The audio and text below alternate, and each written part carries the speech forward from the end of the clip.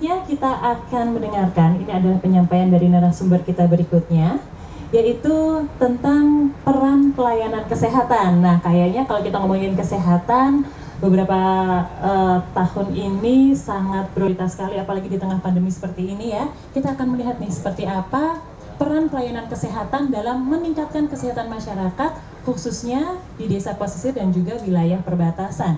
Saya persilahkan kepada Dr. Monica Saraswati Siriku MSc. Silakan Ibu.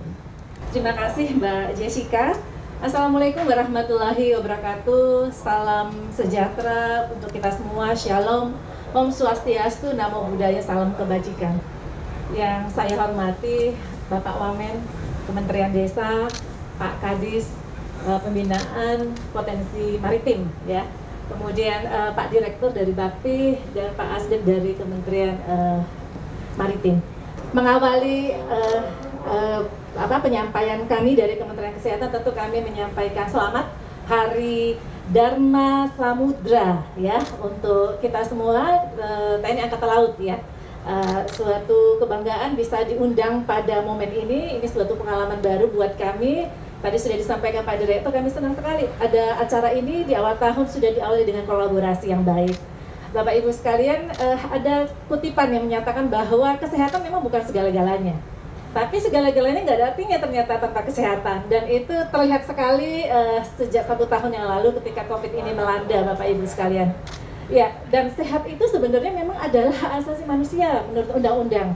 Sehingga kemudian apa peran kita pemerintah memastikan bahwa seluruh anak bangsa itu mendapatkan pelayanan kesehatan, ya, termasuk yang sekarang kita bicarakan adalah di daerah pesisir, ya, pesisir di daerah mungkin daerah tertinggal, perbatasan dan kepulauan. Nah, untuk itu sebenarnya arah pembangunan kesehatan kita 5 tahun ke depan ini memang bagaimana untuk memastikan bahwa pelayanan kesehatan itu bisa menjadi pelayanan yang universal coverage ya, pelayanan kesehatan semesta. Artinya tidak memandang golongan umur ya, pelayanan kesehatan memang ada masalah-masalah yang dihadapi oleh setiap kelompok umur. Ya, dari balita sampai lansia. Nah, ini seharusnya menjadi perhatian kita semua.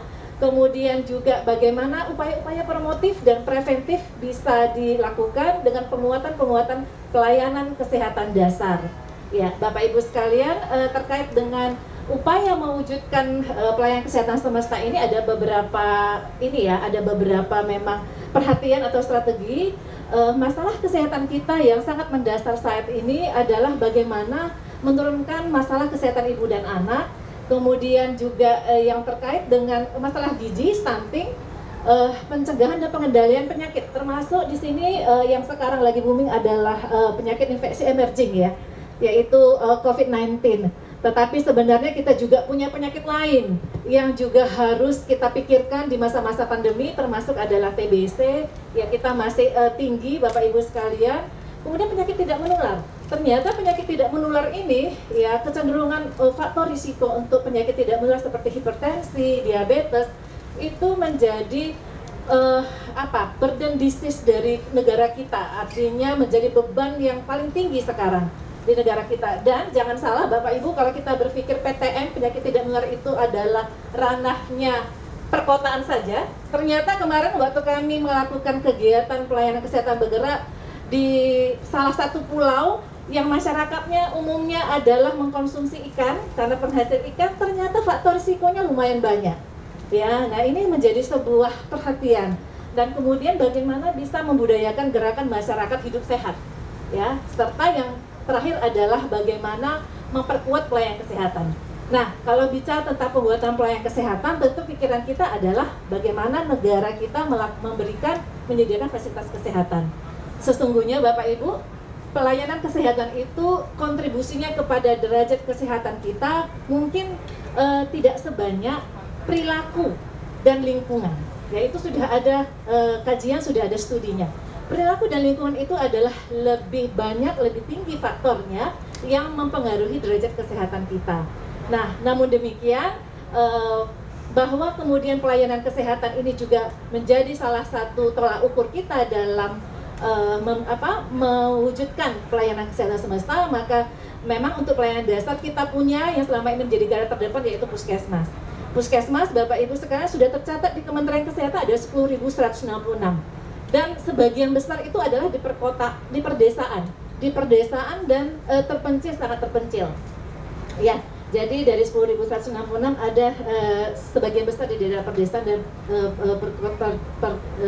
terpencil dan sangat terpencil.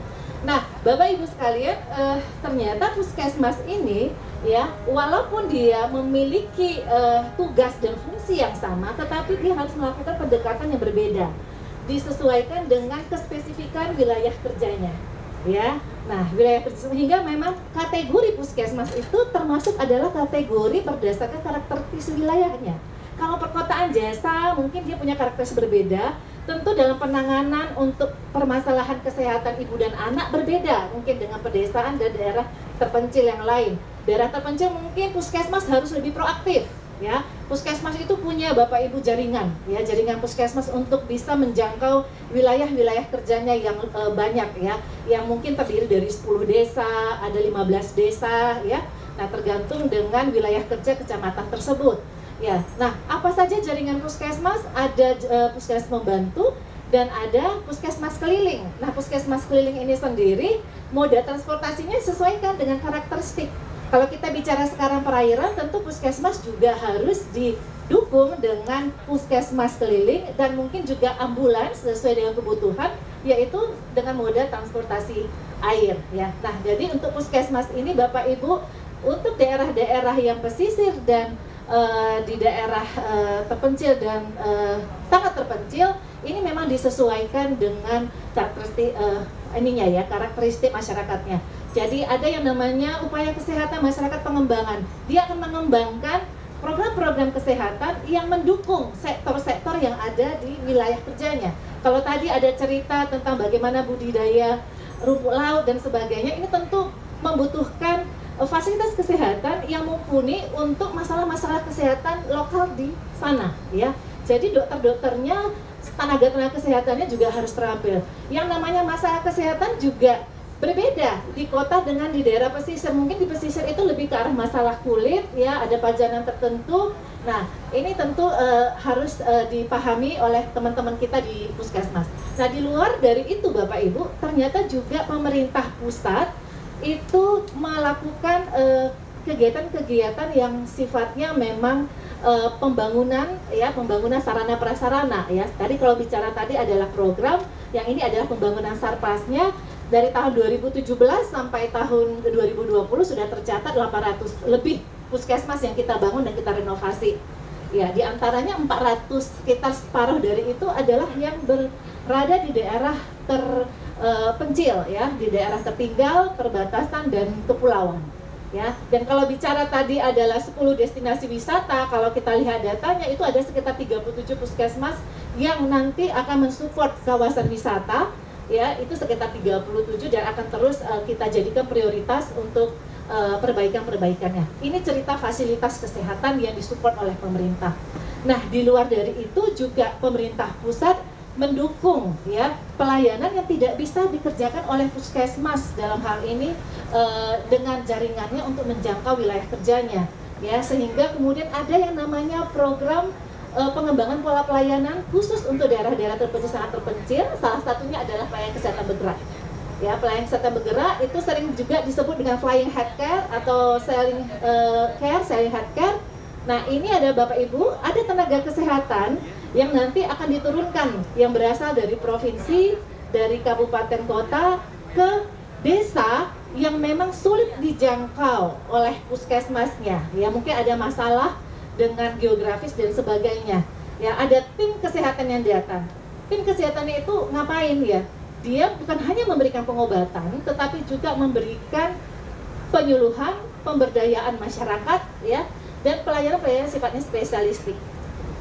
Kalau kita bicara pelayanan kesehatan bergerak ini menjadi salah satu indikator yang masuk ke dalam rencana pembangunan jangka menengah di 2020-2024, ya. Dan kalau kita bicara capaian, ya Bapak Ibu, tahun 2019 yang lalu sudah lebih dari 200-an desa yang kita kunjungi di 28 provinsi.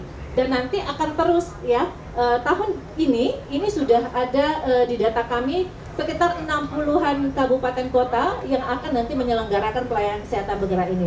Ini adalah sebuah bentuk komitmen pemerintah ya, pemerintah pusat dalam hal ini untuk bisa juga memberikan pelayanan yang merata di daerah-daerah di bagian ujung ya, dan di pesisir negara kita.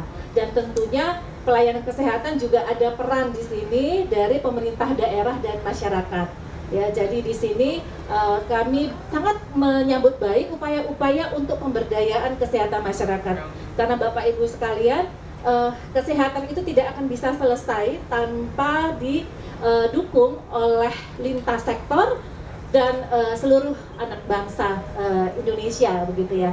Nah, jadi apa yang tadi sudah disampaikan oleh narasumber yang lain itu sudah kita kerjakan bersama, kolaborasinya sudah, dan harapannya ke depan kita juga melihat bahwa yang disampaikan oleh Pak Kadis tadi terkait dengan Kampung Bahari Nusantara sesuatu yang baik, yang fasilitasinya mungkin dari kita di sini, tetapi kemudian adalah merupakan bentuk dari pemberdayaan masyarakat. Dan tentu sektor kesehatan akan siap sekali Bapak untuk berkoordinasi dan mensukseskan itu, karena tujuannya adalah memberdayakan masyarakat supaya masyarakat bisa menjaga kesehatannya. Ya, karena preventif dan promotif tentu lebih baik dibandingkan dengan pengobatan. Jadi mengakhiri ini, sekali lagi saya membuka kolaborasi yang baik dengan sektor kesehatan untuk bisa sama-sama kita menjamin pelayanan kesehatan yang merata dan berkualitas di masyarakat kita yang ada di pesisir dan juga di daerah-daerah terpencil, sangat terpencil. Dan tetap ingat untuk 3M protokol kesehatan tetap dilaksanakan. Terima kasih. Assalamualaikum warahmatullahi wabarakatuh. Waalaikumsalam warahmatullahi wabarakatuh. Terima kasih dokter. Jadi tadi kalau saya sedikit mendengar ya dari informasi dokter, sebenarnya untuk pelayanan kesehatan juga selalu dilakukan terus-menerus ya, meskipun dalam situasi pandemi, dan juga dari tahun 2017 sudah tadi juga sudah ada 200 desa untuk pelayanan kesehatan puskesmas dan juga renovasi. Cuman karena kepulauannya ini sangat banyak sekali, ada puluhan ribu, sehingga mungkin kita memang masih membutuhkan perjalanan panjang ya untuk sampai kepada desa-desa tertinggal, ke desa-desa perbatasan untuk bisa mencakup pelayanan kesehatan yang sudah ideal seperti itu. Tapi mungkin dengan adanya komunikasi terbuka seperti ini, kita benar-benar mendapatkan informasi yang akurat dan detail. Apalagi mungkin dari Pak Nuri sendiri mungkin juga sudah terjun langsung mana-mana daerah yang perlu diprioritaskan, mungkin dengan Pak Wamen juga. Jadi komunikasinya semakin terbuka tentu saja di sini. Seperti yang kita ketahui bahwa potensi mangrove di Indonesia sekitar 3,31 juta hektar, di mana 600.000 hektar dalam kondisi kritis. Sehingga hal ini kami berkoordinasi dengan kementerian terkait di bawah koordinasi kami untuk melakukan rehabilitasi.